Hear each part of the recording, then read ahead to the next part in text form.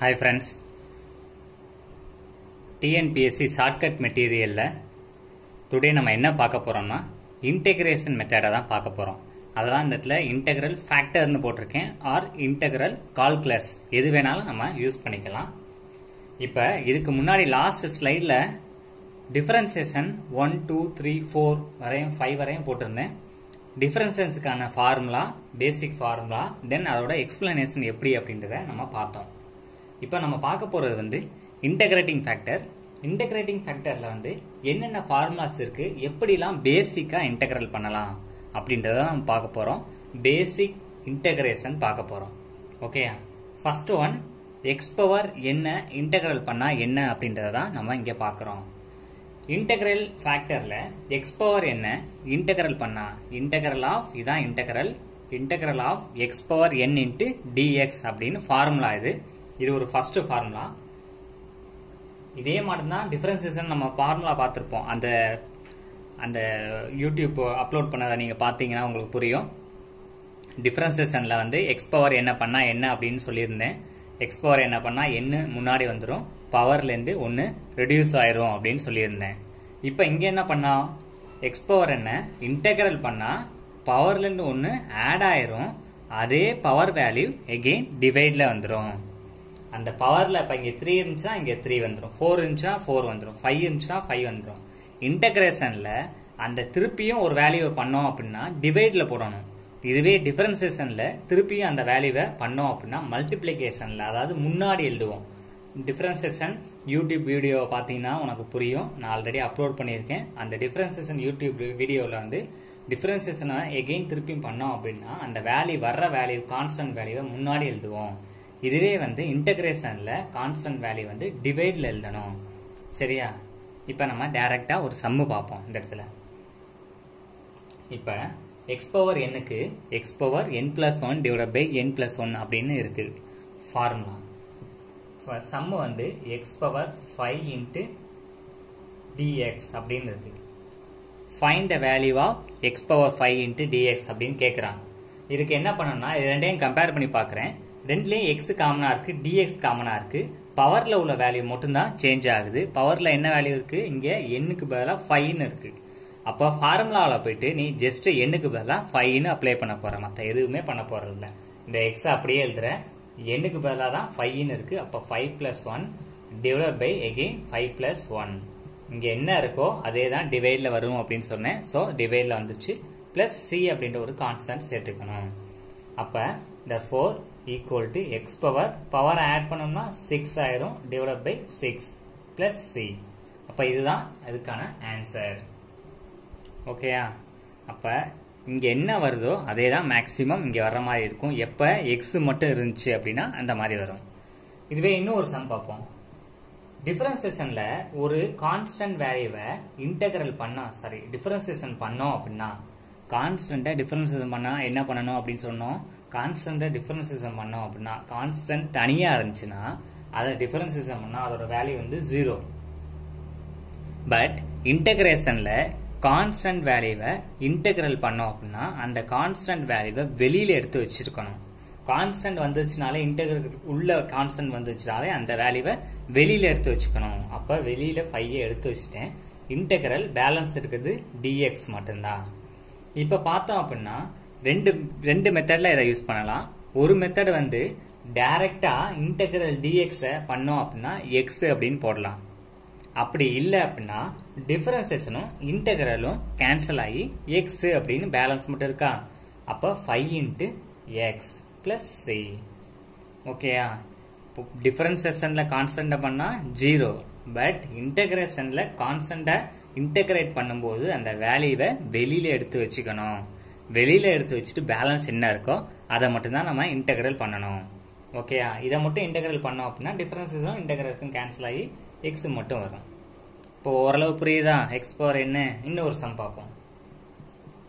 Integral 2x² dx equal to find the value of அப்படின்னு கேட்பாங்க. இல்லை அப்படின்னா தமிழ்ல பார்த்தோம் அப்படின்னா சுருக்குக அப்படின்னு கேட்கலாம்.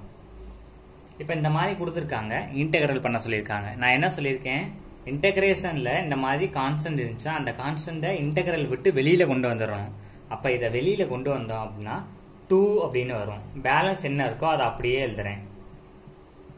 ஓகேயா? இப்ப பார்த்தோம் அப்படின்னா இந்த 2 அப்படியே தான் இருக்கு.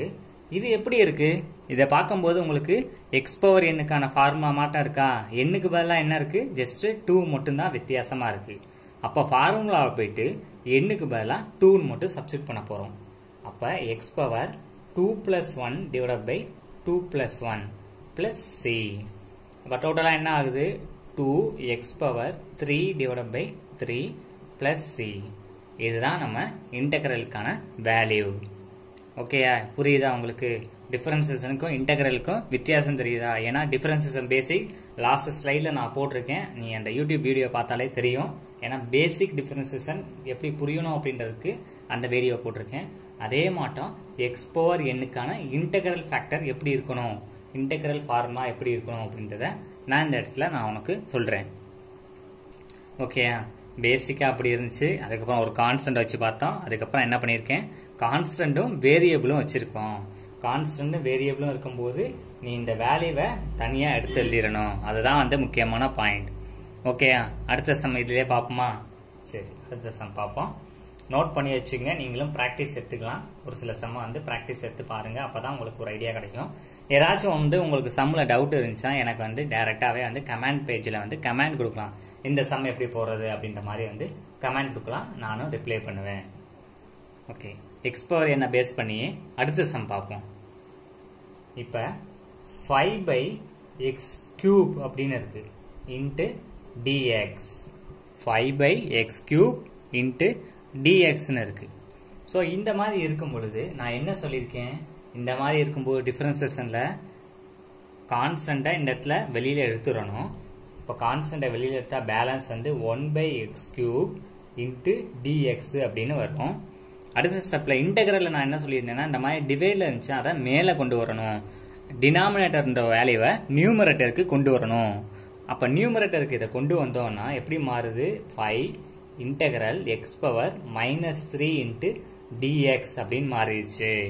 இப்ப இதே மாட்டம் தான் இங்கேயே இருக்கு. இங்க x x dx dx ஒரே ஒரு சேஞ்சர்.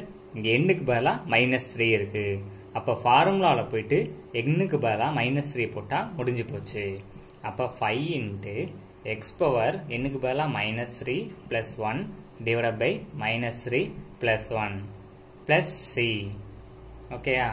அப்ப 5 into x power -2 divide by -2 plus C. So இதான் நம்மளுக்கு தேவையான ஆன்சர். ஓகேயா? புரியுதா? இந்த மாதிரி டிவைட்ல இருந்துச்சுன்னா நம்மளால எப்படி கொண்டு வர முடியும் அப்படின்றது. டிவைட்ல இருந்துச்சுனாலே கண்ணை மூடிட்டு நீ வந்து மேலே கொண்டு போயிடணும். உனக்கு ஃபார்முலா தெரிஞ்சுன்னா டிவைட்ல வச்சே போடலாம். தெரியல, எனக்கு கன்ஃபியூஸா இருக்கு அப்படி அப்படின்னா உடனே இதை நியூமரேட்டர்ல கொண்டு போயிடணும். ஓகேயா? நெக்ஸ்ட் ஒன் பார்ப்போமா? சரி, நெக்ஸ்ட் சம்.